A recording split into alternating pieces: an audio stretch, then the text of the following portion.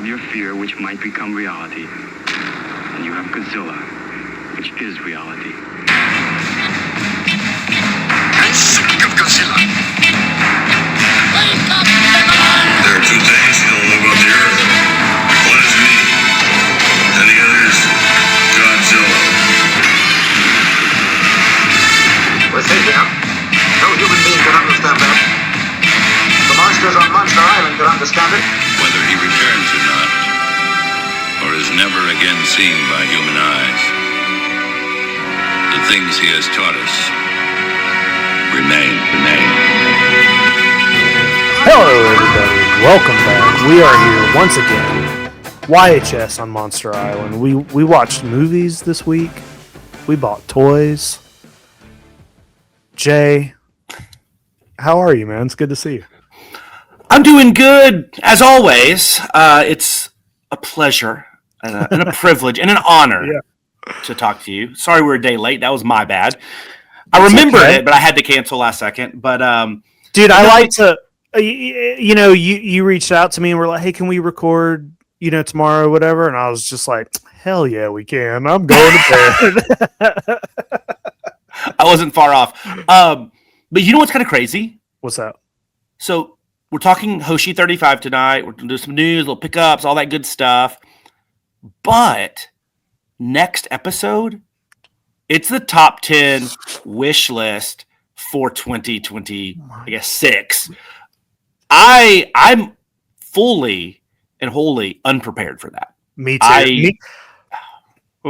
I was thinking about it earlier, and it's been on my mind for the last week or so because I have been working on my toy room, and Jess has a whole shelf of sofubi up, and there's stuff that I have never seen before. It's so good. Very surprised by some of it, and then it's been a crazy. We had Designer Con recently, G Fest, Kaiju, three really big weekends of pickups. And some of that stuff I have not gotten onto its living place yet. And I was looking through some of it this weekend, and I was like, man, I got to go through my top 10 list. I got to figure out what I bought from last year's list. All of it. I bought a lot of it, but I don't know what to do. I'm not prepared for it. So I think this one might be one of the toughest ones because of two things.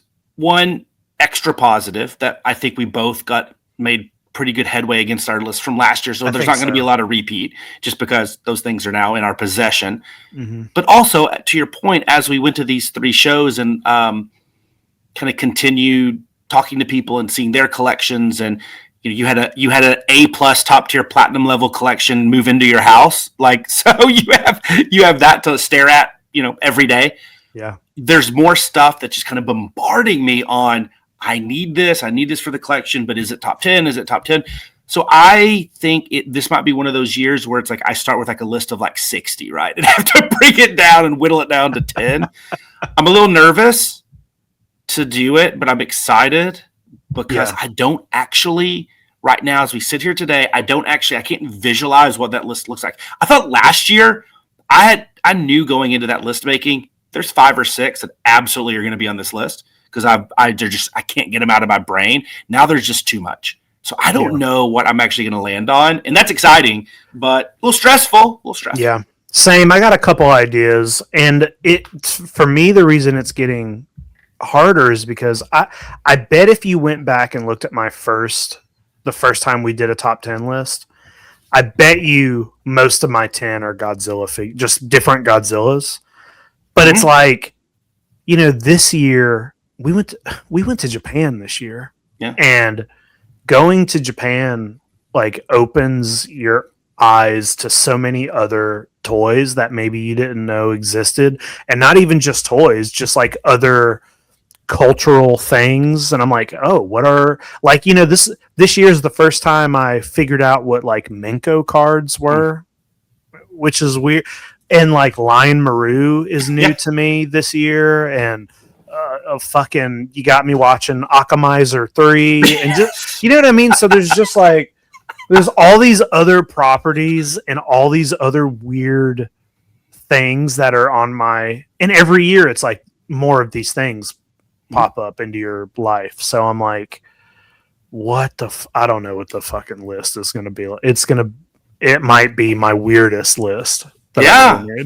I would say most evolved, but hey, I'm like you. Sure. Like my initial list, I think, was almost exclusively Godzilla as well, and it's always still good. Godzilla's always going to be number one, and it's like, but there's gaps, right, where there's not new stuff, or we there's only so many times in a week you can watch every single Godzilla movie, right? Yeah. So to fill the gaps with most people with Ultraman, or with me at Spectre Man and Akamizer 3 and everything, and Lion Maru, and fill in with all the stuff, like you start to have I have to have toys of this, and then our journey obviously goes into the original and indie vinyl and all that stuff, and that just is another whole avenue.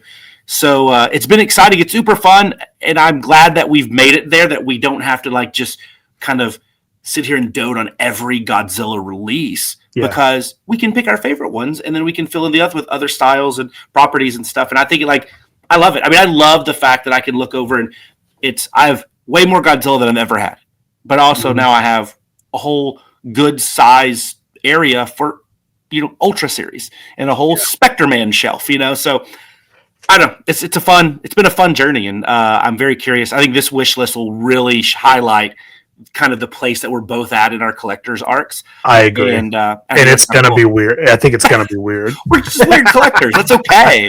We're weird collectors, and we collect weird things, and that's perfectly fine. Mm-hmm. I think a lot of people that watch this show also fall in that bucket. So well, I think it will be fun for maybe other people to discover some of the weird things that maybe they haven't seen. But I mean, that's been one of my favorite things about doing the show, or just knowing you in general, or going to more sofubi specific shows, is like seeing something on a table and being like, what the fuck is this dumb looking thing? And then it becoming your favorite thing of all time. Like, that is a weird, just being like, knowing that I'm 40 and Lion Maru has existed before I was born, but it took me 40 years to ever find out that I exist in the same world with it. And then, you know what I mean? Like, and it's not just Lion Maru, but like, what is that? What was Attack of the Super Monsters? Oh Eisenborg. I loved that. And I was like, how am I 40 and not knowing that something that feels like it might have been made in your brain, in mind, I've just been roaming the earth for 40 years without bumping into this thing. And luckily, being a fan of like Japanese tokusatsu and kaiju, I feel like, and thank you to Tubi. Yeah, and Tubi. Because like, you're not getting there's like, not yet, maybe we'll. But there's like a constant, like, finding new stuff, new old stuff. So and I really think, and that's one of the great, not to get too long of a diatribe here, but that's one of the things I think that's really cool about really I'll say the kaiju community, but go down and like really like the collector community within it, specifically in the vinyl and sofubi world. It is a lot of sharing of ideas and properties and things that you like, because there's just too much, right? Nobody knows. Like, I hope that like my love of Spectre Man that might rub off on somebody that hasn't discovered Spectre Man yet. And I know a lot of the stuff that I have grown to love and stuff came from other people. I honestly, like, really the designer vinyl world, the more focused like on the original stuff and everything, like, I knew nothing about that when we started, but thanks to people like Sweaty Vinyl and Chaz and all those, like, it's cool. Like, and that's why, like, I encourage people to like meet people, talk to people, go to these conventions and toy shows, because it is it's the best discovery tool for some of these properties because Yeah. there's so much out there, and some of it you might not like, and some of it you might absolutely love. But like that's how you do it, and because there's going to be one person there that is obsessed with something you've never heard of, be it an artist or a show, and to be able to talk to them about it, hear their passion for it, you're like, well, I'm going to go watch some Ultra Q today. I'm going to go watch some Spectre Man. I'm going to go watch some Mirror Man. And so yeah, I don't know. That's one of the things I've enjoyed the most over the last 5+ years of really being more open to joining these communities and such. So I don't know. Same. And it's almost kind of like a compulsion and like a sickness maybe because it literally consumes me, Jay. Literally I'm at work and I'm like, well, I better learn about, Tyrant from Ultraman now, or I better see what other, hey, you got a quiz. Cowra exists, so I better fucking you know what I mean? There's just so much weird shit, and I want to know, and I just want to see it all. So I don't know. We're talking about what's this movie? Hoshi or Hoshi? Hoshi. I call it Hoshi 35, but yeah, maybe I don't know. Sure, we'll go with Hoshi 35. Well, we'll talk about Hoshi a little later. I think you might have some pickups. Let's see. Do I do? Do you have any pickups? Maybe one. Oh, yeah. Mine are pretty light as well. But let's do it. They love that sweet sound final. Get it as much as they can. Sometimes it's a glitter Godzilla, and sometimes it's Spectre Man. For those best exclusives, it's gonna cost lots again. And let's hope that sofubi is off their holiday top 10. Yeah! We got Kaiju pickups. Oh, what a glorious day. Oh, Kaiju pickups. Now back to Jake and Jay. Alrighty. So the first one that I got, I'm not gonna spend time talking about it because you've already showed it off on the show. But my long drought at Target and Walmarts and stuff looking for these darn Ninja Turtle Godzilla crossovers finally ended. But I only got one. They only had one variety and actually only one single unit there. So I did get the Leo Godzilla, which if you're gonna start with one, might as well do that one. Yeah. So there he is. I know we've talked about this on the show, so I won't belabor the point. But hey, I like it. It's fun. It's weird. It shouldn't exist. Happy it does. And I will be super excited to have it. The other two, really pumped about. So this came in today, and I haven't even had a chance to open it up yet. It was a Kickstarter, and we were talking off the air about some very important Kickstarters coming up, including the amazing Cryptoids launch that you and the YHS Toy Anxiety folks are launching. So everybody go check that out at Cryptoids Toys. And your Kickstarter in the spring, it's going to change the world. It is. Go do that. That's what I hear. But do you remember about, 5-6 months ago, the Kickstarter for the Ultraman episode guide and art book? They came in today, and I'm very pumped. Some nighttime reading. But with it, you got a nice little Ultraman Ultra 7 bookmark and some Ultraman Series 1 trading cards in here. Ooh. Haven't opened these up yet. Very cool. Didn't even remember what else came with the books, but the main event, the books. Okay. I'm a sucker for a good episode guide because especially the show like Ultraman where every episode there's a new monster. You can't remember them all. You can't remember their names. This thing is gorgeous. Cover art by a guy that we first met in person at G-Fest, John Bellotti, Robo 7, the art of Robo 7, very good. He does the cover art for this. So look at that, very beautiful. And then it has a little synopsis on every episode from Ultra Q all the way to Ultraman 80. So it'll have the number of the episode, a little photo, and a little synopsis, and some of the details. I'm loving this, and I hope that they can do the later Ultraman episodes into the Heisei era and modern stuff, because then I don't have to watch it. I can just read it from here. But so very, very, very, very cool. The art he did was great. I love he has the Kanagon and Pagila that he put on the cover he did them in black and white with all the color ones because obviously it's ultra Q. Love that. Mhm. So cool. Oh, and I didn't even notice on the back our buddy Bimstar Gyron's in there. Your guy, you're crazy looking. Hanging out. Yeah. And then the other thing, and this thing is beautiful, Jake. I really wish it's only missing some of your cool artwork. Otherwise, it'd have been perfect. But this is so cool. This is a beautiful, beautiful book. This cover art is done by Dorothea Taylor. I don't know if she goes by Dorothea or is it Dorothea, but is it EA at the end? But amazing. But our good buddy Max Nagata has a piece in here.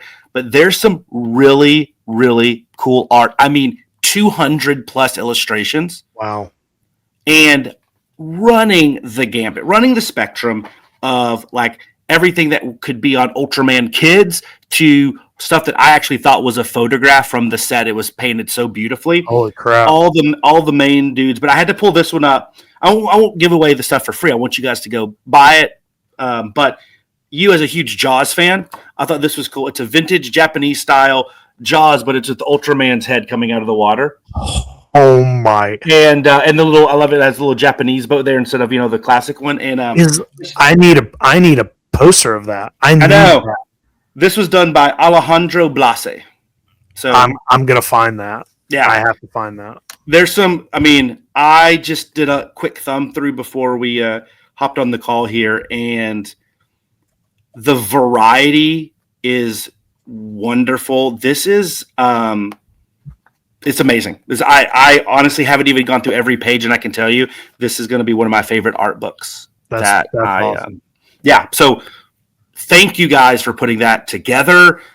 Everybody that was involved, so cool. Officially licensed stuff. It's amazing. So, and then the last thing I got three things. The last thing I kind of hinted at it. I think I actually might have even said I was getting it on the show 2 weeks ago. Mm-hmm. But I got this in case you're hungry. You can have yourself a can of burger. Oh yeah, comes in the little burger box with the paper, and there he is from a Barely Human and Resident Gem. There he is. I went with the pink burger of Canada. It's awesome. It's so funny. Love it. This guy is so good. It'll work perfectly on my food shelf up there with the Godzilla sushi chef and Big Boy from Michael Morse and the Tokidoki Godzilla with some donut truck. Oh no, dude, this guy so good. Food sofubi is big this year. We might have to do a category of just best food sofubi. Yeah, 100%. I mean, between obviously Kaiju Cream kind of set that in motion. I think a lot of folks really started. Absolutely. But, I mean, then Vega Relics, I think, has destroyed it with all of his with Jellera and you name it, and of course Mecha Milk. Yeah. But hey, hard to beat a little kind of burger. He's amazing. He's amazing. I love it. I'm glad you got that. Yeah, so weird kind of. I don't have usually a ton of books, and when I talk about it, it's usually your world. But I was so excited to get those. Oh man, so excited. Very cool. Very cool stuff. I got one piece, and it also came today. Nice. I ordered this a week or two ago. Kind of a kind of an impulse thing. But listen, I know there's a big debate in the United States, Jay, and like I don't want to be political. I don't want to like do sides or whatever, but I bought my first gun. And came today, and I just have to show off my first ever gun. That's a good one. That is a great one. I bought a Beatland Godzilla water gun. Yeah. I love it. I love Beatland. I was just doing some searches and it popped up, and it was the auction was ending and had no bids on it, so I grabbed it because I needed it. It's beautiful. It's beautiful. It's vintage. It's very like I kind of can't believe how well the stickers are on it. Usually those are ripped off. We Yeah. sold a lot through the site. We've got a few of those Beatland Godzilla water guns, and Yeah. that looks better than anyone that I've seen. I saw they also have a red one. It's like Mhm. identical but in red. So I'm gonna Yep. pick the red one up maybe as well. But I like Beatland, and Yeah. I've bought a lot of Beatland stuff this year. Mm-hmm. I just think Beatland does a lot of really great Godzilla stuff And so weird I'm stuff. just- That, yeah, it's my kind of thing. So I'm continuing that collection. But you know, guns don't kill people. Godzilla does. My only pickup. I love it, dude. That's awesome, man. You could have a whole Beatland Godzilla merch, random merch. I'm working on it. Yeah. Yeah. That's like, why did they make that? And it's like, well, I'm glad they did. That's most of their stuff. Jay, before we start getting the news, I had 2 stories I wanted to tell. Oh, okay. I should have done this at the beginning, and I forgot. Hey, we're picking up stories up our pickups. I love it.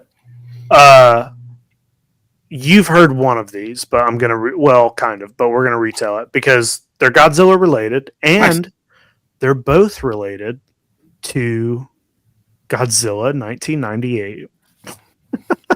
The first thing is I don't know if you've seen on Netflix, there is a 4-part documentary about Puff Daddy, Sean Combs. I have not watched it. But have you heard of it, or have you seen anything about it at all? No. Okay, so you're aware of the issue with him. Yes, I am aware of that. Yes, there is a 4-part documentary on Netflix, and I assure you, it is one of the craziest things I've ever seen. There's because there's not to talk about something completely off topic. Yeah, but it goes into all kinds of crazy stuff that he's done in his life and been in trouble, like weird things. But in episode 3, one of his, a lot of the interviews are with people who've like worked with him his whole life. And one of, I forget the guy's name right now, but a lot of the people are talking about how he's kind of faked his way into his career and how he was never good at being like a performer or a songwriter. That wasn't ever his job,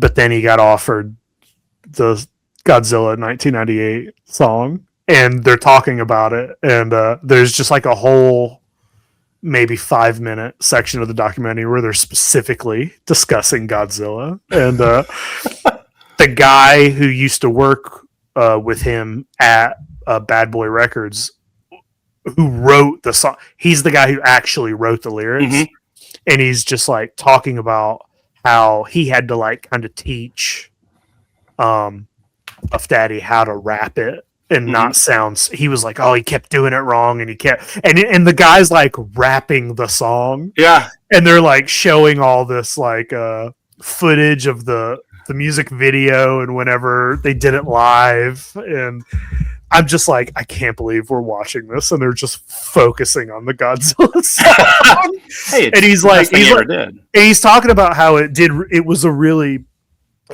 popular, and it did really well for him, but he's like kind of making fun of him, and he's like, man, he kept fucking my song up, and I'm just like, I was like, this is the best thing I've ever seen. And I just thought that was funny. If anybody's thinking about watching that, at least go watch it for that. Just watch episode 3. Yeah. But also related to Godzilla 1998, this past weekend, or last week rather, YHS was in LA. We were in California doing some YHS stuff, and part of this project we have coming up, we spent a day at the Sony Archives. I've always wanted to go there. I've seen it. I've seen some pictures from inside and everything. The Sony Archives is just like this giant warehouse full of props from movies that span Sony's entire history. And we were in there to do Ghostbuster stuff, specifically and that video will be out next week or so. But the warehouse is like, first of all, it's literally like, Indiana Jones warehouse. It's just like huge. It seems to be never ending, and there are props from movies strewn about as if they were just tossed in there all over the place. And there's a bunch of Godzilla props in there from 98. And I took a bunch of pictures of them, but I was told not to post them. So I can talk about it, but I was told the Godzilla stuff needs to stay off the internet, specifically because they're scared of Toho. So, of course. But, we're in there recording, and there's a full-sized screen-used costume of one of the babies. That's awesome. Yeah. And then we're walking around a corner, and I look inside this. There's a box, like a big clear box, and it's got what looks like metal, like stilts, basically. It's got stilts in it, but the bottom of the stilts are shaped like a Godzilla foot, basically. And I asked the guy, I'm like, what are these for? Because I was like, in my head, I'm like, these are Godzilla stilts. Yeah. I'm like, what is this? And the guy opened it, and he pulled the stilts out, and he's like letting me hold it and shit. And he's like, this is from Godzilla. This is one of the babies, like someone who would have been in the baby, that's the stilts or whatever. And it was so funny because Craig was like, you knew the answer to that question when you asked it. And I was like, I did. But he goes, we have another Godzilla thing over here. And we keep walking, and there's a shelf with one of the baby's heads on it, animatronic, and it's huge. It's this big. Yeah. And it's just on a shelf. And I was like, hey, can I touch this? And he was like, sure. So, like, I'm just in there doing this. I love you, baby. Petting this Godzilla head. And I took a pic. I was like, can I get a picture of this? And he was like, yeah, sure. Just don't post it or whatever. So there is a picture of me just with it. And then, we're throughout the day, we're doing other prop stuff. We're working. There's a room in there that's all flat files. Okay. And all of the flat files, they just have a piece of tape with the movie, attached to it. And all the flat files are like concept art, like actual original concept art. This is the room where it goes. Poster art, posters, whatever, like paper props are in the movie. That's what's in these drawers. And I mean, there's drawers for everything you can imagine, like anything that's a Sony property. There's Ghostbusters. I saw a Dawson's Creek drawer they wouldn't let me open. Men in Black, everything. And we're looking through one of the Ghostbuster drawers, and up above it, there's two drawers labeled Godzilla Unproduced. And I was like, oh my fucking God, this is like all the movie with the Griffin and all the stuff. And we have like one of the guys who works there is in there with us. And I'm like, I had to like let him know that I had actual knowledge, cause I didn't want him to be like, oh, he's just a guy or whatever, but which I am, but you know what I mean? Like I was, because I do know that they used to have the Godzilla maquette from that movie in the warehouse. So I was like, oh, do you guys have that here? And he was like, we do, but it's in the cold room. I don't know what that is, but I'm guessing there's like a storage room where they keep maybe some fragile type stuff. Sometimes. So he was like, we have that here, but it's put away. And then I was like talking to him about that project so he would know that I knew what it was. Yeah. And I'm like trying to hint to him, like, we'd really be able to look at these drawers. And he was just like, nah. I don't know. Okay, so we're not getting in there. I know this is a long story. We looked around at some other stuff, and then I found on a shelf one of the actual eggs from 98 and the actual Godzilla puppet. Up to this point, I had only seen the babies. Yeah. But I found the puppet of the actual Godzilla, and it's like it's big and it's like falling apart, and like a couple of the spines had come off, and they were like just sitting up with it. Its arm, had kind of rotted off, but it was all there. All the pieces were like kind of laid out, and I'm just like, it's got, this movie sucks, but I have a lot of memory. I saw it when I was like 8th grade, Yeah. And then one other thing, and you'll see this in the video. Well, you won't see the prop in the video, but we were doing a bit, we were recording, and I just happened to look across the room, and the eyes that were attached to the animatronic Godzilla are sitting on a table, and they're just like looking right at me. And there's like, looking back at you. And it's just the eyes on a mechanical robot looking thing, and there's a little sign beside it that says Godzilla, and the eyes are like unmistakable. It's like those are clearly Godzilla's eyes. Yeah. And I'm just like, they're just in here. So it was crazy. Like, I was there for Ghostbusters, but it was cool to see all those props from the first time I remember coming out of a movie learning, movies can be disappointing. Like, that was one of the first same time. So I had to share that because that is such a cool experience. Like it, amazing. And I got to see some of those photos that you showed, and it's like it is just so cool that you got to do that. The eyes, that was just like surreal. I mean, it had to be like just be in that room with them. I can only imagine. Very cool. I am a little disappointed. I thought you and Abby and Craig, the reason y'all travel in threes, you could have distracted him in a different room and kind of like stepped on back and opened up that to see some of that that concept art picture done, and see what's in there. It's crazy. It's crazy because like we spent a day in there, and we were there for Ghostbusters, so that was kind of all. There was a couple other things that were like, "Hey guys, look at this," and we're like, "Whoa, that's cool." But it was mainly like, get in, do your Ghostbuster stuff, and then we have other stuff to do. So, but there were moments where I was like, "Oh, there's a whole section back here, and I can see props."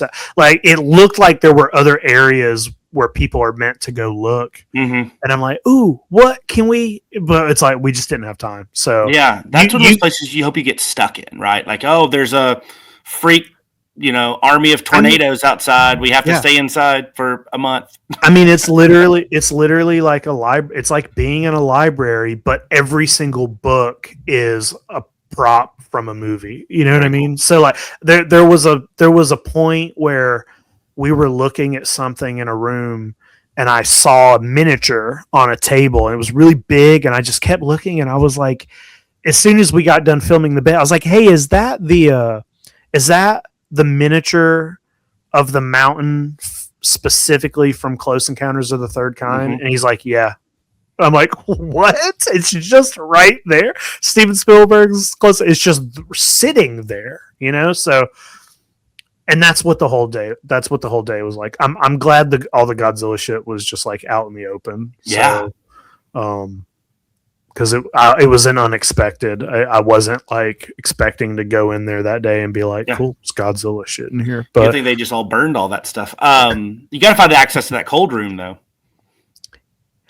My whole thing is like, how many rooms is this? I have no idea how big this place is. You know what I mean? It's literally like when you walk in, it looks like an office building, and it's like, it looks new. It's like kind of fancy. There's rooms, but then you get to the back, and then you start seeing stuff, and then you get to a room that's like all the flat files, and you're like, "Well, hold on, and then it's like you go out this door and you go back in this door, and then all of a sudden you're in an actual warehouse, and then we ended up in Sony's costume department, where it's like, these are just whenever Sony does a movie, they come here, and this is where they get all the, and it was like, rows, you're walking. I was like, we've been walking for 3 minutes, and it's just costumes. You know what I mean? It's like, that's what it is. It's their costume and prop department. And they were like talking about how like that's how, like when you watch older movies, there's a couple other movies that have the Ghostbusters PKE meter in it. And they're like, yeah, it's because when they got done at Ghostbusters, it just got put over here in the costume department or whatever, the props department, and people just come in and they like rent stuff for the next movie. And they were like, oh, this looks like something that would be in Suburban Commando, and it's a PKE meter. Yeah. So like, but the buildings just looked like they went on for. It's like I have no idea how big this building is. You know, I don't know how big it is, but it seems to go on. And then in the parking lot are cars for movies, and like all the Karate Kid cars were out there, and there was an Ecto. And they're like, that's just screen use Ecto just sitting there, and like there's just it's just everything you look at is like, and like we went into their break room, and the break room kind of looks like an old Italian restaurant, and I was like, this is weird, and they're like, yeah, it's a set from like a show. They were like, it was a set from a show, and the show was over, so they made it. They literally turned it into the kitchen, and it's like the break room. And I'm like, what? That is so awesome. It's just shit everywhere. In a land of make believe. I love it. Yeah, it was crazy, but I had to get the Godzilla. Listen, I had to get that out there. We can move on to the news. Oh no, and then we can move on to our 5-minute review of HOSHI 35. Well, that was awesome. Thank you for sharing. That's really cool, and I think all of us are collectively so jealous, but super excited that you were able to do that. But yeah, we have. I wish I could post the pictures. Maybe one day I can. One day. But for now, no. One day, you're like, you know what? I don't care. Okay, but do we have a little bit to talk about in the news? Not a huge list, but you know, we always have a little bit. It's the Monster Island news for you. It's everything about kaiju. From that Monster Island crew, there are others that do it and they're okay to choose, but there's only one super trusted, amazingly handsome Monster Island crew.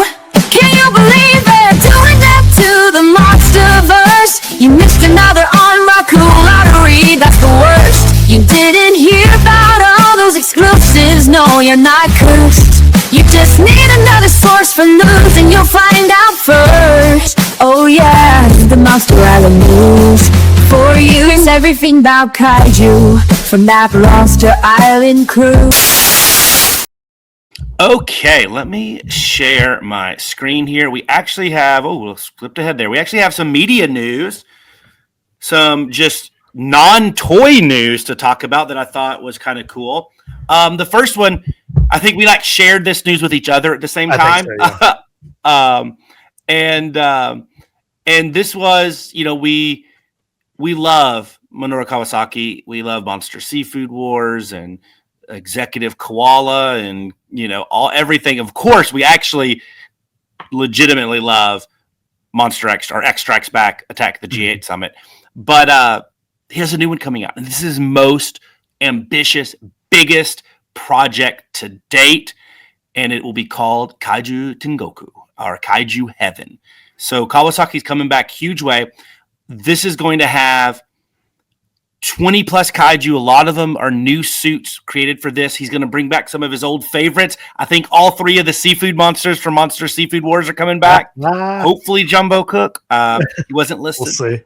The main 2 monsters from Super Legend God Hikoza, Kaiju Mono is going to be in it, but he's also making some new suits, including, I thought this was so cool. He picked 4 original characters that have been designed by sofubi makers. So Marmot, Metacom's in there. I forget the other ones, but the character you see in the very big, it's kind of like a raccoon-ish looking one. Mm-hmm. That monster was a toy, Mamitora, made by Marmot, an original creation, and now it's going to be front and center in this film. I think that is so cool. And then when I read the interview with Kawasaki, he was talking about this film, and it's worth a read. Go to our good buddies over at Kaiju United, Jacob and that team. I believe Elijah, our good buddy Elijah from Kaiju Conversations, wrote this article. So you know it's well-researched. You know it's legit. That guy is one of the best. But the interview with Kawasaki, he mentioned like this was inspired by like obviously Subaraya, Ultra Q, all that good stuff. But one of I think the best Ultra directors from Ultraman Ultra 7 was Akio Jisoji, and Jisoji was Kawasaki's mentor. And he talked about talking about this movie concept he pitched for a movie for Ultra 7 that was like, I think the title of the movie was something like 15 kaiju and 8 aliens or something like that, right? It was just like this whole giant big battle, which, obviously Ultraman did the big battle thing later. So you have those two inspirations, and then Kawasaki said what he was trying to capture that, but make it in a world of what Tsuburaya did with Busca, where it's like, what if the monsters were just part of the everyday life, right? And the chaos they caused was with the family and not just destroying buildings and such. So really that kind of kaiju Busca all wrapped into one, take all those concepts, and then you get what he is hoping will be a winner here with Kaiju Tengoku. So I'm all in. I'm ready to go. This thing comes out in January, into January in Japan. Wow. So let's do this. Let's go, Kawasaki. Let's go. Yeah, this looks super fun. It looks like cute and charming. And hey, 22 monsters, give it to me. 22 kaiju, I don't give a fuck what this movie's about. Give it to me. Yeah. They all, like, everything I've seen in the images, like, it just looks fun. It looks it's got good vibes. So I'm everything I'm seeing, I'm super into. Well, and one thing about Kawasaki, they're independent films. They can be, there's not a lot of, there can only be so many sets and, everything. But one thing he does, even if it's on a budget, is they produce really fun suits. You think about Jumbo cooking the 3 seafood monsters at Monster Seafood Wars. Love them. Yeah. I mean, Takemajin really we know Gilala's awesome, but like, adding in Takemajin was like, he's so great. Like the calamari wrestler, very cool. Rug Cop, he has a toupee that can kill people. Like, it's amazing. So he knows his stuff, and I just feel like this is going to be crazy in a great way. So I'm actually very excited about this. Yeah, same. Now, on the flip side, something we don't know quite as much about, but was dropped, and I think, let's just say polarizing might be a good way to describe it from the Godzilla community. And this was the new... I forgot about this. Godzilla. There you go. A Godzilla anime. We think it's Godzilla. But translated from, I believe this was released by Igloo Studios in Thailand. So in Thai, it was kind of the synopsis was for the first time in the 70 history of the franchise. Story is about a boy who wields the power of Godzilla. Is he human? Is he Godzilla? What does this mean? And that's all we get. And we get this, beautifully drawn animation, like one single scene illustration from the upcoming anime. So before I get your thoughts, I do want to mention, so Igloo Studios, I've literally only seen like their giant Godzilla statue that they do, like from a toy statue standpoint. I didn't even know, I'm not familiar with anything they've done in the animation world. Toho Animation is also partnering with it, but who's in charge, we think, of most of the animation is Studio Orange, who did Godzilla Singular Point. So that was something I took away very positive from this. I don't know. Would we know more if it's even who's even intended for and like what the kind of the goal of this is? I trust them that they're doing good things and like it's good for the franchise and the growth of the franchise. Yes. But for me, it didn't really like hit a nerve where it's like, yes, this is what we needed. So I don't know. I'm curious your thoughts. Well, I'm of two minds of it. And my first thought was, don't give a fuck about this. That was my first thing. Like, I don't watch Godzilla but for like a kid with power. That's not what I'm interested in. I just want to see Godzilla. I don't care about the kid. And I also was immediately a little bitter because more than anything, I want season 2 of Singular Point. Singular Point is one of the best Godzilla things we've gotten in a long time, and I am super into the concepts of what they were doing, and more than anything, want a season 2 of that. More than anything. So the fact that we're like getting new Godzilla anime and it's just not that. Yeah. I'm like, the fucking studio. They made an animation trilogy and everybody except me hates it, but they got 3 movies out of that. And we can't get a season 2 of Singular Point. So those were my first thoughts. Yeah. And those are fair. They're probably outweighing the thoughts I'm about to say.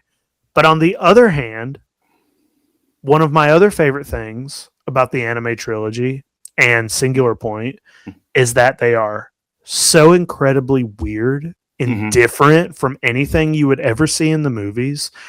And I liked that they were using the anime to like experiment with Godzilla. And that's what this is. It's another very weird, like left swing.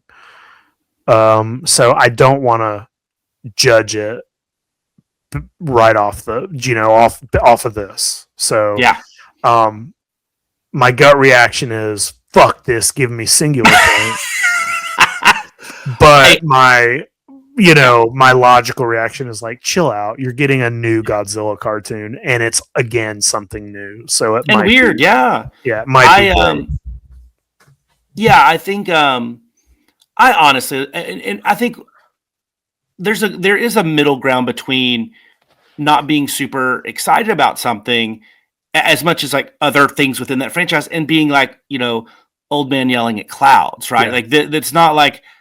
This could be my favorite Godzilla thing ever. Like it's going to get it. I'm going to watch it. I'm going to, go into it. Obviously, like we do with open mind, because the one thing to your point about Godzilla, especially what we've seen from Shin Godzilla, what we've seen from Godzilla Singular Point, the anime trilogy, of course, is that sometimes these off the wall, very unique concepts, though very different from the original, actually are awesome and present Godzilla in a new, fresh way. So this might be it. I think if you'd have told me like before the anime trilogy, if we could go back in time and the first time I heard that, oh yeah, Godzilla is going to be like part of the earth and like, I'm like, oh, okay.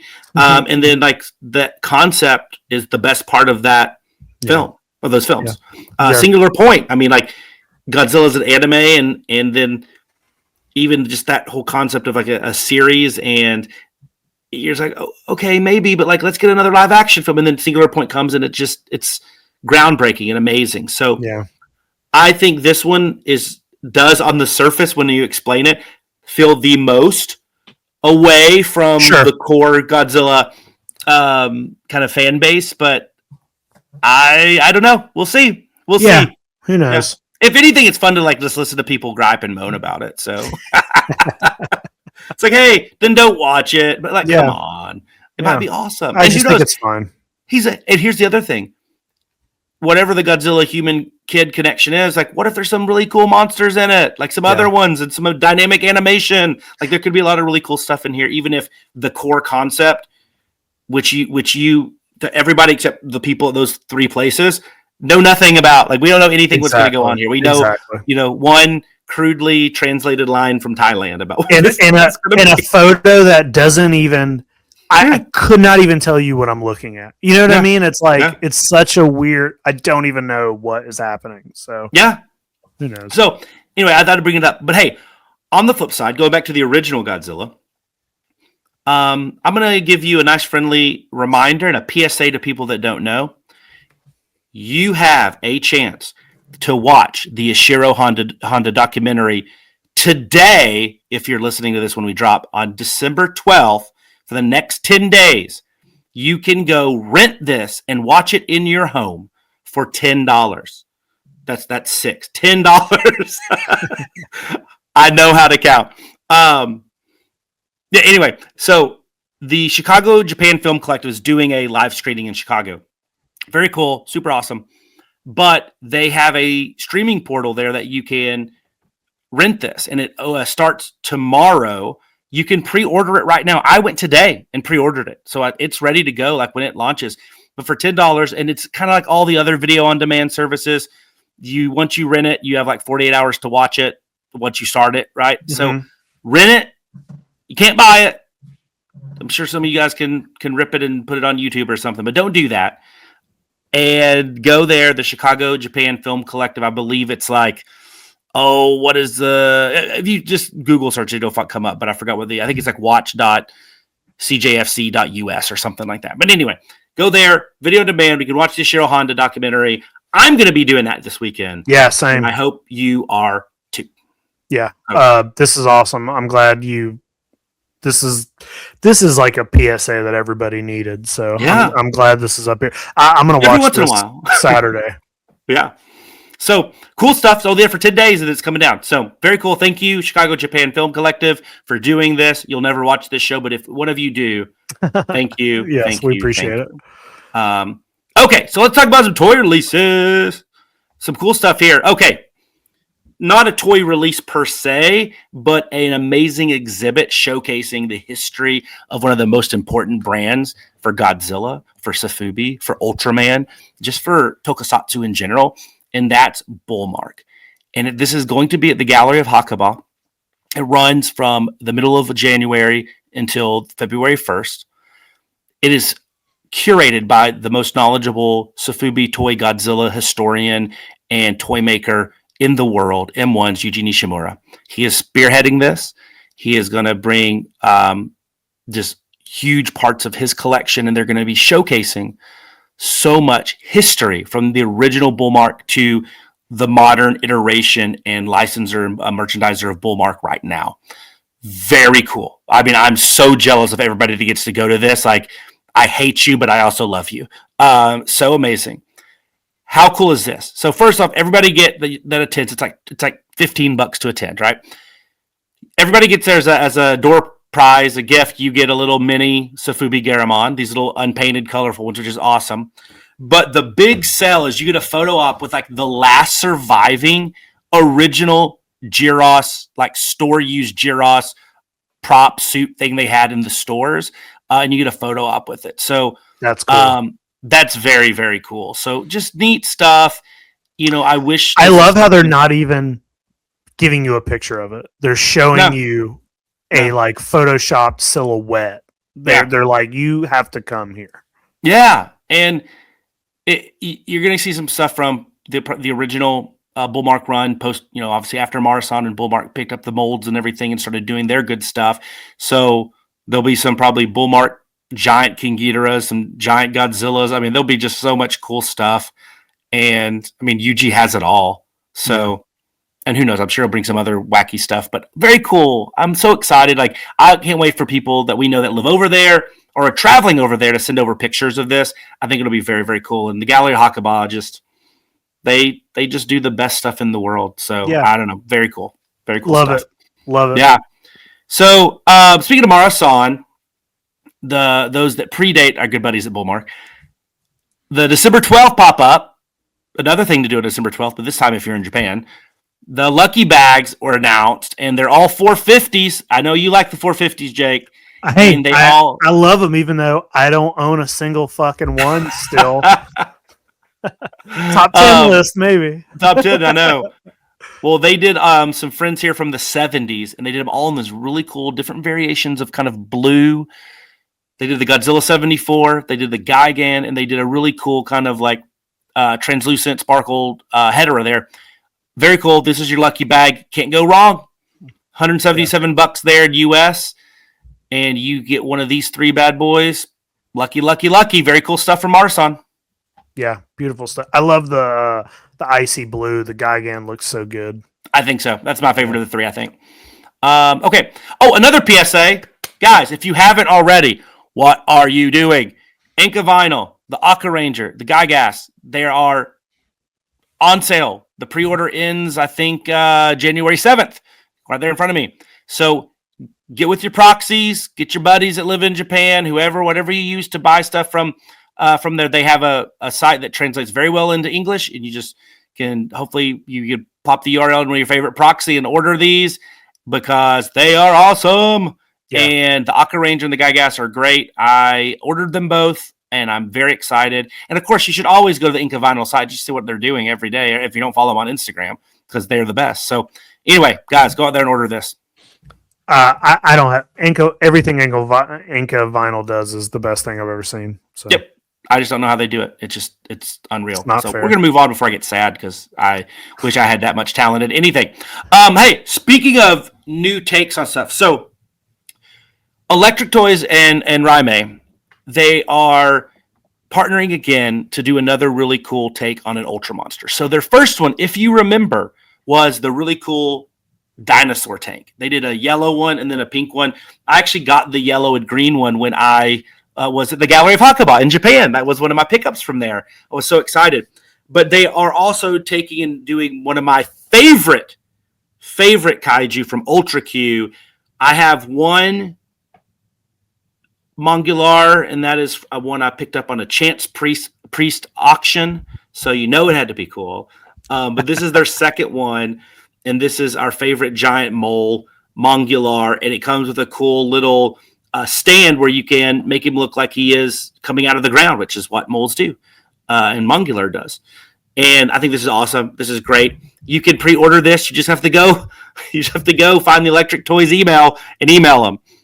They do have like a Rakuten site, so I think you can probably get it from there, like a page that has all of their stuff. But Electric Toys, I could tell from that one toy, they do really good stuff. And this was all reconcepted and design painted by the artist Raimei. So I love this toy. It's very, very different from any, like just the style of this toy looks very, it just looks different and new from anything I've seen. So yeah, cool stuff. I like the colors. Yeah, me too. Like, and that's kind of what pink, I know, just enough, right? That is what they say with this line, is like they want to like reconcept and bring different styles and looks to some of these kaiju. And not that Dinosaur Tank is underrepresented, but Mongular definitely is, and he's really cool. So I'm excited for this. Okay, somebody that is just also killing it. I mean, Lestang is, needs no introduction, but his partnership with M78, the Gyros, the just like the old Ultraman run that they've been doing, and then they come out here with this amazing Red King. I absolutely adore this. This, unfortunately, you had to pre-order it. It was a pre-order lottery at the M78 stores that I think happened last week. So you have to get these on the secondary market, but and with Lestang, they're going to be expensive. Yeah. But wow, this thing looks good. I love I love that teal, that dark teal. Me too. So good. And this is one that I feel like there's been a huge surge of Red King stuff lately, all across the board. Do you have more Red King on here, or is this the only one? Because there was another Red King I saw recently, like same kind of thing. It's like, what the fuck? Look how was it the big red bulky one? Yeah. So that wasn't Kaiju Smuggler, was it? I can't remember who that one was. I don't remember. Yeah, but then of course, like we talk about the one that like Acro and I don't know if Groman designed that one or not. The Red King, that one's cool. Then there's some, and then there's some just so much good Red King stuff coming out. So I don't know, very cool. But I thought this one, Lestang stuff is flipping amazing. Yeah, all of it. And M78 and him have something going on good there. So keep it up. Yeah. Okay, this makes me happy. I also, like we're talking about Red King, I feel like there's been a huge push on Himitsu Sentai Go Ranger, especially Aka Ranger. Hey, we just had one on Enka Vinyl. Mm-hmm. But this is cool because they're doing the tricycles like the bikes in the show. So you can get, it's 3 separate figures. Aka Ranger by himself, he's the cheaper one. And then the other combos of the green and pink of I Ranger and Momo Ranger and blue and yellow and all that good stuff. So anyway, it's these are great. Art Storm and Plex, which is a subsidiary of Bandai, are putting these together. The one thing that I was a little unsure of on the translation, and I think if you pre-ordered it from Premium Bandai, you had the option to get this one with the little flag from the on the back of the bike that makes it look like it's waving. I don't think that comes on the standard release to the public, but regardless, freaking awesome. And I just love the little sidecar. The sidecar is awesome, and I like the fact that it's the tricycle and it's classic, but it's not the exact same tricycle. Yes, that it looks like the bikes from the show. So yeah, very cool. Yeah, I'm liking that some of these were Ichiban Noshi they do like more blue motorcycles and I'm sure somebody's gonna be doing scooters and skateboards and unicycles and everything next. But like, I love the tricycle is I like what it's a slight variation. So you can tell it's not the same thing that we see from M1 and Super 7 and everything. So very cool stuff. Love it. Okay. Oh, whoa. How about this one? Hey, Blast from the Past. Do you remember like a couple years ago, maybe a year ago, we talked about the Melt King, how this gross thing but it's from YMSF and Monchik base. Like, we think of YMSF as their great sculpting, but like the 6-inch kind of like, if they're an obscure character that Bandai doesn't produce, I'm sure YMSF has done it, right? Mm-hmm. And then maybe a year ago, they did this gross Godzilla with his guts hanging out, like all the spikes of skulls on each individual gross thing growing out of his back. Well, this is the second iteration of Melt King. So he's back. Go on X, go to @39mychan and ask him for Melt King because this thing is just disgusting and grotesque, but so well done by these two folks. I love this. When I look at my sofubi room and my shelves, my stuff is kind of all over the place, and my main collecting focus it's very sporadic, and maybe there's cute stuff over here or whatever, and metal and tin stuff over here. But one of the parts that I want to get bigger is gross stuff. Yeah. And if it's got intestines, if it's a sofubi and it has like intestines on it, yeah, I know you don't love that. It's not usually my aesthetic. It's mine.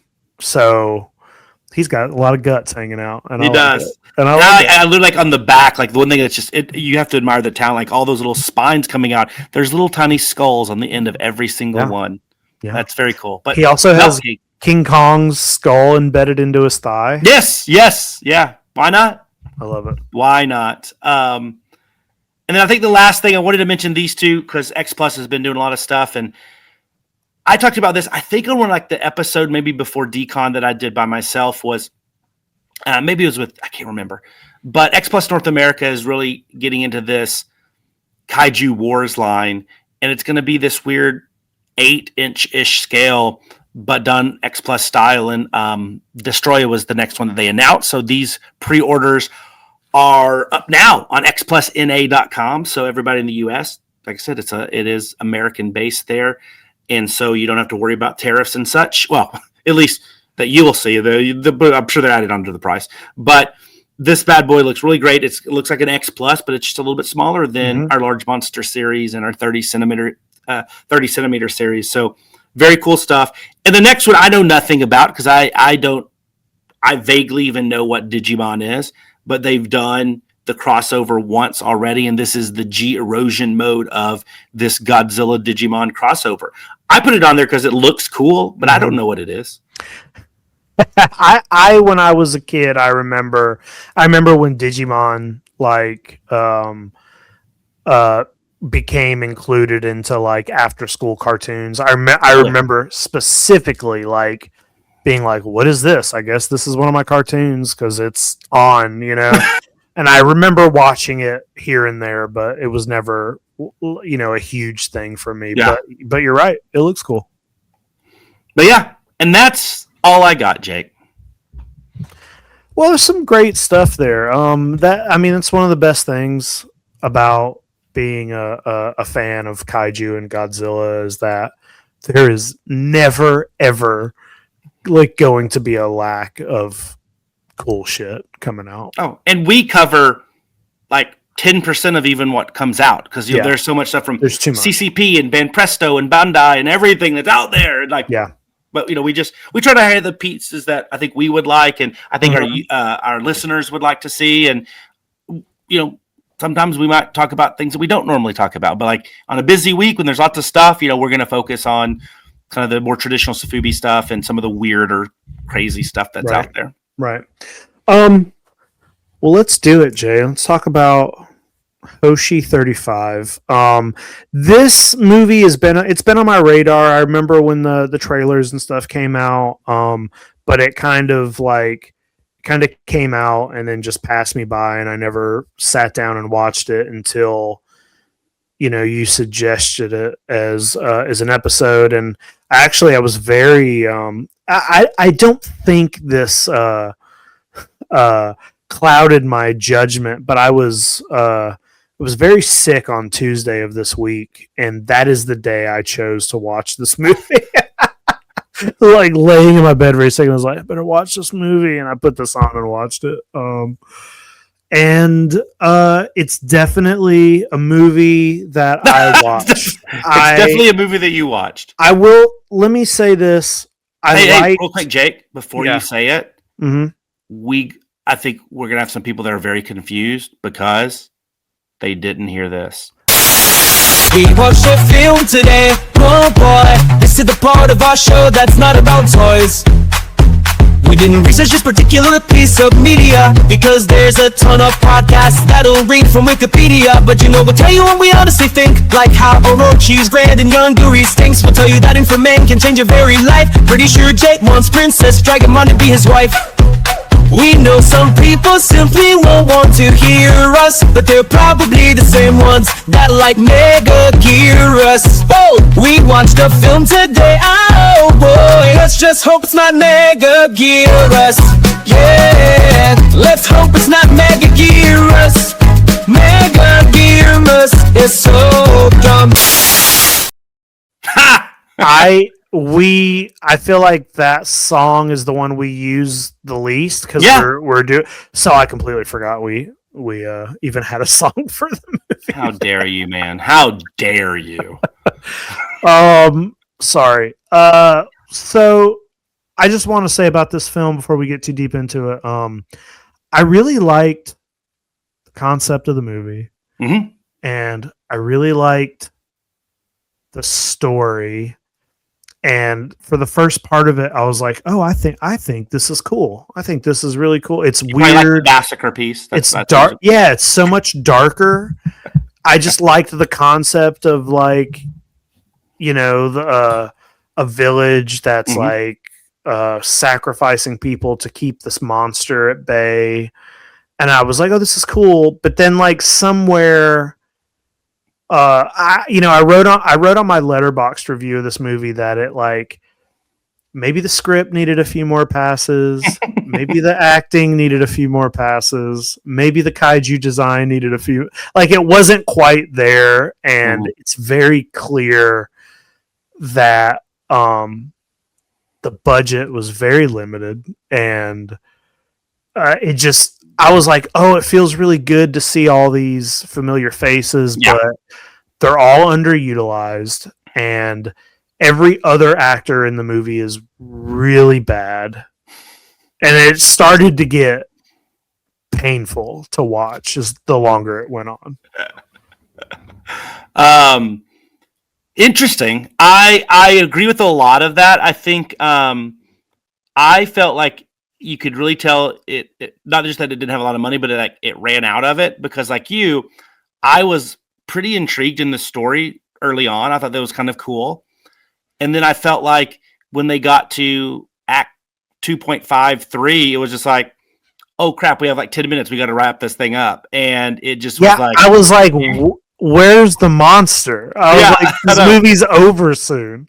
Yeah. And just everything. And even the big payoff with the monster, it's like he comes back and I don't want to go with you. Okay. There was it was so bizarre. And I agree. I mean, I think, like you said, it was cool to see a lot of our faves in the film, but I just the execution was very poor. But I for most of it, I would say, maybe further along than you. I think maybe the first 2/3 of it, I actually was pretty into it, and as a film, not maybe as a kaiju film, but as a film, I actually liked it. I saw the story, and then at the end, I was like, I sat through all of that build for that, and then that soured my taste on kind of the thing as in totality. But if you would have stopped me and interviewed me 2/3 through the movie, I'd have been like, hey, for an indie film, no, it's on a shoestring budget conceptually, and there's some cool things, and they're not going to get A-list actors, and they're getting some people that haven't probably acted in a long time. But like story-wise, great. The one thing I will go the opposite than you on. I actually like the kaiju design. I don't think it's like great. I think it could have used a little bit more originality on the adult version of the kaiju. I like the little weird toadstool looking dude. Love him. And I remember when they showed one of the one of the production stills on one of our other episodes. You were like, "This thing looks stupid." But I actually like. It looks like a pinata. Yeah. It looks like a pinata, and it moves like a sentient pinata. It's like somebody's just dragging it along, and I'm like, guys, you couldn't have done better than that. I think it looks like if Gilala and Treebeard had a baby. It is. I thought it was like baby Gilala, but with like no legs. But that whole thing, like honestly, like just the way he was designed and moved as a little one.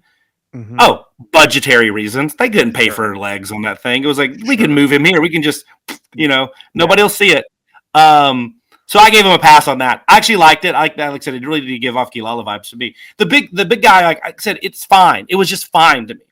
I really don't think it was a detriment to the show because you know what? We see him for 3 seconds. You barely see it. I thought it was really clunky looking, and it's so thick and big and wide. Yeah. And I was just like, this doesn't look good. The only thing I did like about the design is He's from a star, man. Come on. Well, I like that his face has a star on it, but I think that can be done in a more aesthetically pleasing way. Like I don't know. Less on the nose. Did not think it was good at all. As far as the story goes, I'll tell you exactly when it took me out. Oh yeah, okay. It was when the kid killed everybody in the village because, and it wasn't the story. It wasn't like what was happening that took me out of it. It was the fact that when it got to that part, that was when the budget was to me at the most seen because it looks like the worst like YouTube fan film ever. All the deaths are really stupid looking and like what should be like a kind of serious heavy plot line gets really, I don't even want to use the word silly because silly means fun. Yeah. It gets just like so fucking bad and like cringy to watch. It's like, oh guys, what are you doing? And then there's like a time jump and I'm like, okay, well now I don't know who's who again because it's all new actors and we don't even establish who we're watching. You know what I mean? Yeah. It's just all of a sudden your characters are played by different people and they're doing different things. And I'm like, oh, this is that girl, or this is that person. And I just, after the time jump, I was like almost checked out. After the time jump, I was like, let's see how long this movie's got, but that was it for me. Interesting. Yeah. The massacre scene was bad. Like actually, I thought like the first, like the start of it, like him coming out, so like you and like the guys that were like sweeping because you didn't know who those guys were, right? Like sweeping. It wasn't like he went right for the main dude that and whatever. So you're just kind of like, what the heck's going on? And then right after that, it was like when he went in the house and like the sound effects are weird. Oh, it was bad. It was 100% bad. The time jump didn't bother me as much. I wish they could have done a little bit more reestablishing. It's like you don't really know who's who until you see the photo on her desk, and then after that, it's kind of you have to do a little assumption and play it until they mention their names. Like it's because it's like they all look like their younger counterparts, but not so much that it's like that. This has to be sure. So until like, I mean, the ex-husband could have been the original scientist guy. Like you know, you just didn't know. So I agree. I think that was a little clunky, but you know, not surprising that was the case. But I just to me, it was like, I think where it got for me, my part where I bounced was just when I realized that like the young Aki, the Megumi Odaka character, but when she's young and she discovers the little dude, what is his name, Hoshikazu or whatever, Stardust. Yeah, Stardust, when he's in the forest and stuff, and like you don't really see their bond really forming or being anything. Yeah, and it's just like, that's the movie you want to watch. I know, that's the one. Exactly. The movie I want to watch is a girl becoming friends with a baby kaiju. Yeah. But they show you like 3 scenes of them sitting by the river. And that's or sitting by the crater or whatever. And then it's like, now I'm an adult, and I'm like, oh, okay, all right, that part's done. Okay. And then also I think the other interesting part of that movie along those same lines is the Megumi Odaka character, and I think this is kind of the second part of where I jumped out is, you know, she stays, and they do this horrible ritual and all this stuff, and they had this massacre, and she stayed, and like the why is she doing that piece, and like the connection to the monster, like. That is just so unrealized. And that, to me, to your point, you nailed it. That's the film. Yeah. That is the film, is like this monster, this bond is so strong that she stays. And then it, you know, and then if you have the flashbacks, everything, do you really understand the bond? Then at the very end, when he comes back and literally she's like, I don't want to go with you, Hoshikazu. Okay, bye. And he just disappears. And that's it. Like, I was like, oh, is he mad? Is he sad? Like, what the hell's going on? Like, and then it was over. Yeah. It was over. Like, that was the part I was like, you wasted all that, what I thought for, you know, because I probably had pretty good, not low expectations, but pretty on par with what I think I was expecting. There, so it wasn't like, I wasn't expecting amazing. But. Also, like, Odaka's barely in it, and she doesn't have a meaty role, and I'm just like, I was most excited for her. You know what I mean? Like, out of the whole thing, I was most excited to see her in something. And it was like, they save her. It's like but then like she just has like the smallest amount of lines or acting to do. It's like she's barely in the movie. And I'm like, oh. I was waiting for that big monologue, right? I was waiting for that big. Yeah, I was waiting for that. Like, hey, this is why I stayed. This is what the monster means to me. This is why you guys are wrong. But like, but the choices that I made, and like that poignant monologue. And I think that's what I was hoping that final act would be, with the monster, the importance, all that good stuff. Like, hey, you're right. We shouldn't be sacrificing people for it. But like, they also, like, the village has been relatively peaceful. So, you know, all this type of stuff, the monster is real. Believe me. And it just wasn't there. Yeah. And so that was it. I just felt it was an odd movie to watch, because there was, like, I think, a growing optimism for most of the movie for me. And then it went from like unfulfilled to like, now I'm mad. So, now I'm annoyed. Yeah. Now I'm annoyed. Yeah. Yeah. Yeah. I'm glad I watched it, just because it's another kaiju film that I want to mark off the list. And like I said, there's some familiar faces. But other than that, it's not a rewatch for me. No, not at all. I want a finger puppet of the little monster. Oh, that'd be nice. Yeah, for a finger puppet. I would buy a finger puppet for under $30. Nice, yeah, for sure. But that's it. So there's the original concept art. You saw like the poster and everything like that. But I did have a few fun facts. Now I can only do 5, because let's just be real. I'm surprised you have 5. Well, it's really one. It's kind of 2. No, probably 3. And but the other 3 are just like all the. Sure. Can you believe this person was in the movie? And like it could have been on one slide, but I had to spread it out, stretch it out a little bit. Yeah. The fun thing, hey, I did this, and like, you know, with the Cryptoids launch coming and everything, I wanted to send some good juju out there. This reached its crowdfunding goal of 1 billion yen in one day. Yeah, so, well, how? Really cool. I mean, I'm not sure how much money that is in USD. I know billion is a big I'm sorry. A That big shouldn't be word? billion. That should be million. Million with an M. I put a B there on Okay. mistake. Sorry, 1 million. Okay. Million. I was gonna say like I would imagine it. I would no, imagine it's not a 500. It's not a $500 million film. Then we have a whole different review. Sorry, Right. million people. If you're watching this now, Okay. million with an a M. million. All right. Yeah, Okay. but still, that's like what $600,000. Yeah. I mean Did you ask? that's great. It's Yeah.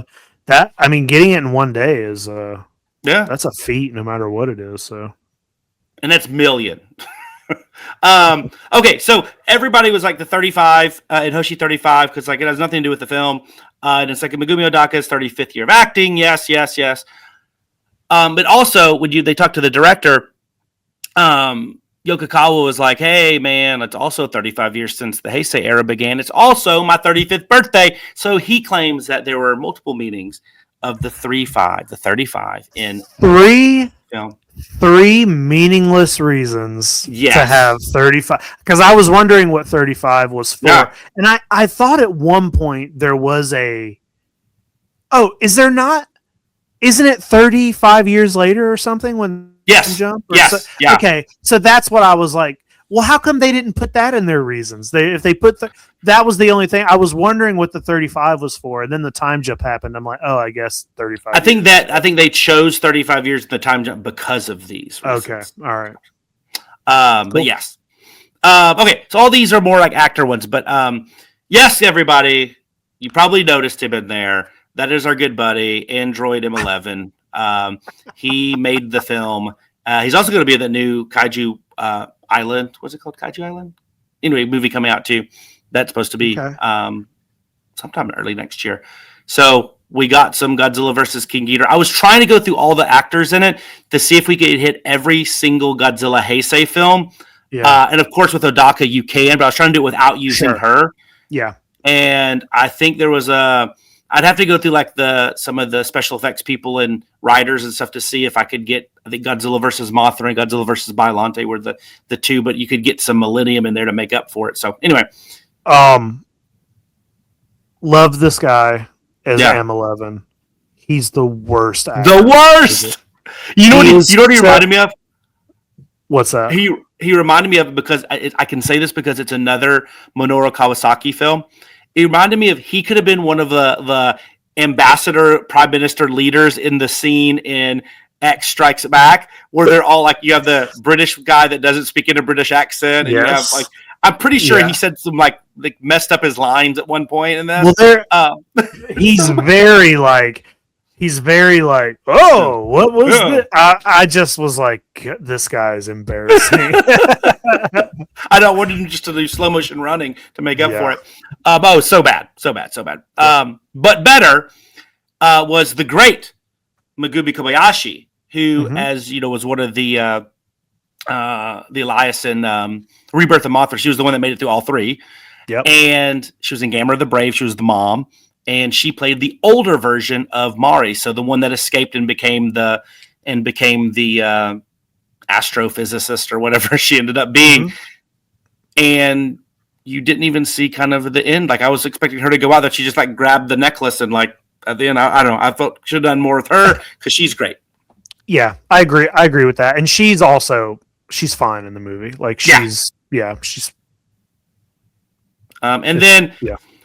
I thought this was cool. This is my 1B. So Yoko Ishino, who plays a character called Yukari, who was the one that the kind of annoying person hanging around the opening scenes, and then she became the divorcee that really wanted to save Aki. That's not the first character in tokusatsu she's played with that name. She was Yukari Yamane of the lineage of Dr. Yamane in Godzilla vs. Destroyer. So she plays a pretty critical role as that great television journalist in that film. So kept the name the same, a little homage. That's great. I like that. Famous character. Yeah. Yeah, that's awesome. I actually thought she was pretty good at it. Over the top, but like that, she felt like she should be in an indie film like this. Like, I don't know why. It was like, okay, yeah, she belongs here. Yeah. And then my 1A, because this is a big one. I think besides Odaka, this was the big one. Because you had Jun Hashizume, who plays Mizuno, the main kind of like male role in this, I would say, and he was our favorite G-Force Lieutenant Koji Shinjo. So I thought that was really cool that he made this. I wouldn't even say cameo. He actually probably had the most lines of anybody. Yeah, he's a major part, and again, probably the best part about the whole movie is seeing all these people. Yeah, 100%. And I don't know. I just was hoping, like I said, it's been a long time since I've seen a movie that made me feel so like intrigued and then like just totally kicked me right between the legs. Pulled the rug right out. Yeah. I would say it's free on Tubi. It's free. If you have a day where you're just like you can't find anything else to watch and you've already watched which is impossible with Tubi. Which is impossible. Exactly. But if you just aren't feeling anything and you're just interested in seeing some of these actors, some of your favorite kaiju actors, then give it a watch. Yeah. But if you're Megumi Odaki super bad. fan, you gotta watch it. Yeah. But it's bad. It's not that bad. It's not War of the God Monsters. You're right. But it's disappointing. It's annoying. Don't expect a kaiju. Like, don't expect more than 3 full minutes of a kaiju, and don't expect it to be doing anything. It does nothing. Question though, and this was like a question I actually wanted to ask, kind of at the very beginning. There's a kaiju in this film. Mm-hmm. But like, I wouldn't call this a kaiju film. I think to me, like, it would be, like, I don't know. I'm trying to think of a good example, but like, just because you see a prop in something or a plot element doesn't mean it's a film about that, right? I mean, you think of any film where a main character's job or whatever, it doesn't mean that the movie's about that thing. Sure. I don't feel like this is a kaiju film. I feel like a plot element, is a kaiju, but it could have been anything. It could have been a ghost. It could have been anything. Yeah. This is a movie about a cult. This is a cult. Yeah, movie. To me, it is. It's like a whatever you want to call it, a heavy and folklore cult film. Not cult, film about cults. So, like, at what point do we allow, like, because we do a lot of these. I think we watched. I mean, you think of Dogura. It's a heist film. At what point do we start calling these what they are instead of just calling them kaiju film because there's a kaiju in it? Yeah. I think, like, if you're going to try to put rules on it, the kaiju has to interact with more than just one person. Do something. It's got to do something. I mean, like, it flies to Earth, but it causes, like, no damage. Yeah. It just walks around in a circle. It does nothing. It's got to do something.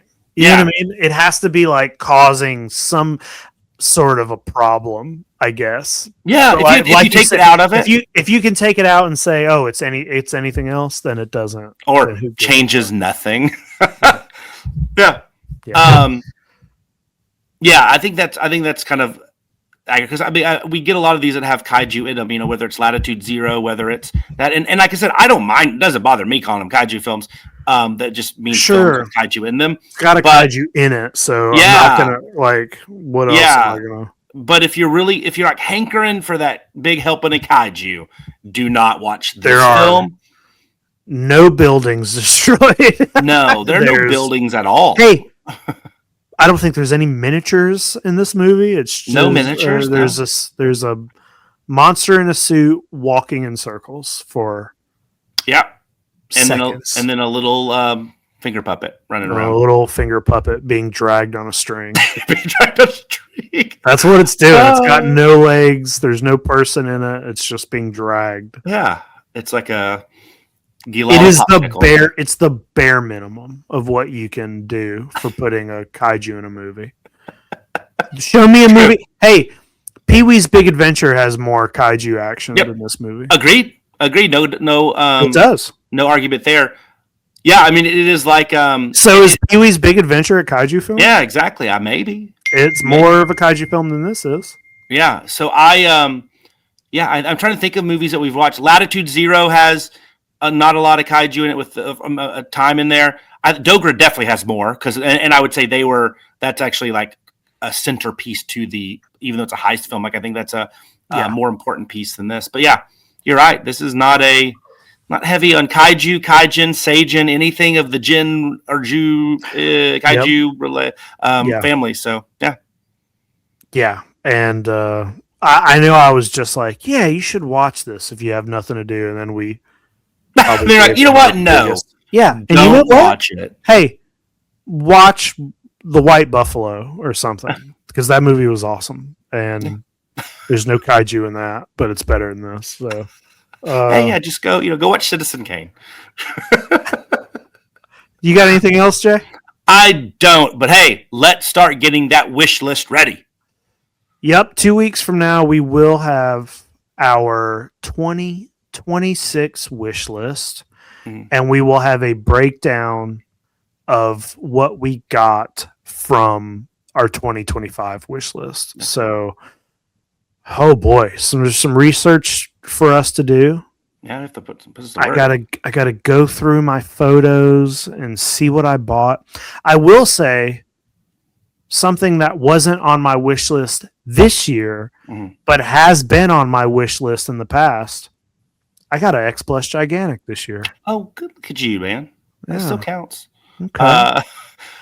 Yeah, I don't know. Like I said, it's going to be very interesting, but I'm excited. Hey, before we go, can I actually say one thing? And then I wanted to say this at the end of the show because it's not a good thing. It's a sad thing. But a lot of people that listen to the show are big collectors, and we're collectors. And we lost one of our community this week, and a guy that has done so much good for the sofubi and Godzilla and kaiju collecting. Ed Miller from Rip City Kaiju had an eBay store for years, and that was one people might get in there through that, but Ed's real claim to fame was just the connections he made and all the friends and family that he built over the years. I had bought many things from him, and he was just a good dude. I was able to meet him in person this year at G-Fest for the first time, and he was as advertised. He was just a gentleman, a good guy, and he did it for all the right reasons. I think we were very lucky to have him in the community. It's very sad that he's no longer with us. He was very young, and we hope that we all can be as good as Ed was. He was a great dude. So he will be missed. I know a lot of friends of ours were really close to Ed, and it's a big hole that he leaves in our community. So very sad stuff. This does happen in life, unfortunately, and like I said, I hope that we can all be better people knowing Ed, and got a lot of really great stuff from him and the opportunities that he gave us. So yeah, I just wanted to say that about Ed. Yeah, well said, Jay. Thanks for doing that. Hey, until next time, guys, be kind and be safe, and we'll see you guys in 2 weeks. And buy some toys. Bye.